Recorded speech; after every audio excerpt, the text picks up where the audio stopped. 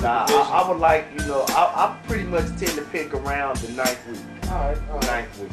Green Bay went out there and jerked off of me. Yeah. Now, I just want to talk about this for a minute. Okay. And it's about the Donovan McNabb joint, about how he talked about the scrutiny of a black quarterback. Now, we watched Brett Favre fuck off a lead. Right. Now, he didn't fuck it off by himself. He had a receiver fumble 2 times, one in the red zone Right. and one going into scoring range. Right. But we watched Brett Favre roll out, nobody's open, and just throw it anyway, and he threw it right to Urlacher. Right. You know what I'm saying? Right. Now, in that game, the commentators were like, hey, well, you get the good and the bad with Brett. Right. That's Brett. Right. Right. But then you look at Vince Young, Okay. who went out Okay. and was trying to make a play. As he's going down, he's trying to make a play, throw a pass, Right. and he throws a pick. And everyone talks about how he's not progressing. Right.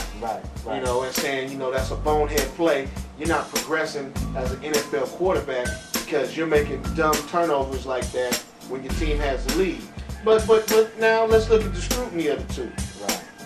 Brett Favre does that. That's Brett being Brett. Because they're giving them a pass. And it goes to show that they always critique black quarterbacks harder than white. Yeah, and if you're going to give anybody a pass, you get a young dude a pass on making a bonehead play. Or if you're going to criticize, be consistent across the board. If it's a bad play, it's a bad play. Yeah, pretty much that's the gist of it, man. I mean, I look at, you ain't sold on Detroit. Nah. And Detroit really, I feel like going back to draft day, they got Calvin Johnson.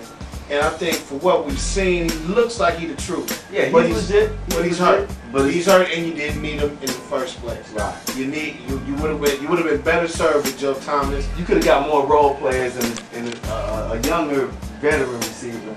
Well, I just feel like right now, Kitna's running for his life. Yeah. And he's gonna be because it's Detroit. Yeah, it's Detroit. You know what I'm saying? He's playing against the Bears, who have a real solid defense. Green Bay, they're a pretty decent defense. I was surprised Minnesota struggled. Well, Minnesota's right now, they already had an inexperienced starting quarterback. Right. And he's hurt. Right. So, now they have another inexperienced quarterback in there. And it's not serving them well. You know what I'm saying? Right. They only have 7 touchdowns on the season. Right. They're on a 3-game losing streak. Yeah, they on the skid for real. You know what I'm saying? And it's not going to get any easier. I mean, so I think the Vikings didn't do themselves a favor by not getting a solid backup. That's true. What's that? NFC South, how you feeling? Carolina legit. Tampa Bay legit. Atlanta Falcons booty. New Orleans booty hole. Now, see, I see that division a little different. I don't know how legit Carolina is, man. Well, based on the division. Based on the division, they're going to make the playoffs. I still don't know how legit they are because Tampa Bay, they got their ass handed to them by New England. Yeah. But New England serving them. Yeah, they serving up everybody. So if you take that game out, they played pretty well. Yeah. In Carolina, for what it's worth, it took everything they had to beat New Orleans. Yeah. But see, here's the thing. New Orleans playing to get that monkey off their back. They need one win, and they were kind of in a drunk mode because of last year's hype. They never came through that tunnel and put this in perspective. Yeah, and that's all good. That's reasoning for New Orleans. Right. But I'm still feeling like Carolina's tricky. Yeah. And Delhomme, I think, is out for the season. Yeah. Which means you got David Carr as your starter. Yeah, well, somehow, some way, though, depending on how David Carr plays, Carolina's going. Not saying they might. Here's how I see it. Carolina either is going to miss the playoffs barely, or barely make the playoffs, or be a squad. Yeah, well, I got to see which one of the two going to get down. It's between Tampa and Carolina. Right. NFC East is going to snatch up a lot of playoff slots. Right. You know what I'm saying? Right. And Tampa Bay is going to go home feeling real sad, or Seattle's going to go home real sad. Yeah. You know what I'm saying? Yeah. Seattle is in trouble. From what I saw, what Pittsburgh did to them, I think a lot of people are going to study that film. Because Pittsburgh did that without Palomalo. Yep. They did it without Brian McFadden. Yep. They did it without Hines Ward. Yep. They did it without Santonio Holmes. Yep. And it's spiders, man. And it's just gonna it's gonna come back to haunt them. You know what I'm saying? Yeah, because Seattle is a basic fit team. You gotta play good consistently with them. They're the kind of team, if you blow them out. If you keep them in the game, they can pull it out. They can pull it out. That's the kind of team they are. You know, but see, I don't even believe in them then because of Hasselbeck. The Hasselbeck. I don't even believe in them when it's close. Yeah. Arizona should feel good about themselves. Yeah. You know, they came out with a victory in St. Louis. But the two quarterback thing. Matter of fact, since St. Louis Rams are on 5, ain't no reason to talk about them. Wow. San Francisco, my man is going to be gone for almost a month. Ain't no reason to talk about them. Let's talk about the two quarterback thing my man Big C brought up. Okay. How you feel about that? Not in the pros. Okay. Because say for instance, they're winning and they make it to the playoffs. Now, they got to play to their ability. They got to up at a whole different level. And you going in with two different quarterbacks when it's money time. Yeah. That's bad chemistry at that time. Not only is it bad chemistry, but I'm gonna play on the analogy you spoke on money time. I know you're talking about game time. Right. But it's also a conflict on money time. Right. These owners are not gonna pay big money to two motherfuckers at one time. Yeah, because they got one guy is gonna be like, we're gonna cut you off a nice slice of the cheese. Right. But if you got two cats that are balling, the incentives get bigger. And that's two cats with two agents saying, my guy was just as much an integral part of these wins as the other guy. We want to get broke off just like he got broke off. Exactly. And then the other situation you're facing why that shit don't work is you're liable to lose both of them. Exactly.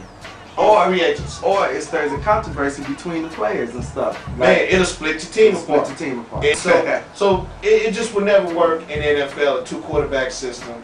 It's just too tricky situation, you know what I'm saying? Look, Guru, slide us right back up to the AFC real quick. AFC South, dog. Okay. It's Indy's world. Yeah. But Tennessee plays tough. Jacksonville plays tough. And Houston, they had, you know, that's another team that fell victim to New England. Yeah. You know, New England's kind of like the South Slide Slayer. They just killing motherfuckers. But Houston is a tough team. Houston right there, man. Houston's right there. Yeah. Anybody outside of Indy can make it in the playoffs. Yeah. Now, nobody's safe under Indianapolis. Now you look at the AFC South. Okay. You know what I'm saying? Only two teams are going as wild cards. Yeah. Who do you think could get those last two spots? Out of the Ravens, the Titans, and the Jaguars, who's gonna snatch them two slots? I would say the Jaguars and the Titans.